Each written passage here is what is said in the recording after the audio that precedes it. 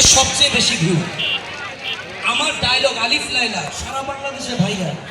এখন আমারও যদি কোনো একটা গার্মেন্টস শ্রমিক বা একটা সাধারণ মানুষ আমাকে নিয়ে ইগনোর করে, তাতে আমার কোনো কিছু আসে যায়? এখানে একটা গান গাইছি, আমি পেমেন্ট পাবো।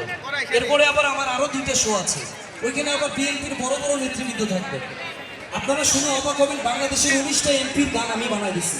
তার মধ্যে 2জন মন্ত্রীর পরে যে আসন থাকে, ওটাকে কি বলে, মন্ত্রীর পরে যেটা প্রতিমন্ত্রী, আমার গানে।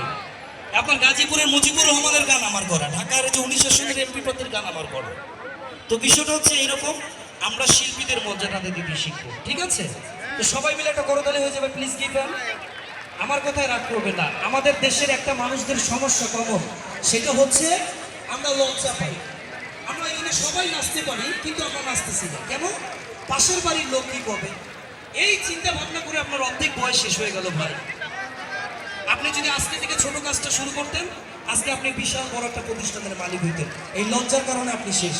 যাই হোক, আমার কথাবার্তায় ভুল হলে মাফ করবেন, এটা বাস্তব কথা বলবো আপনাদেরকে। আচ্ছা, আমরা যারা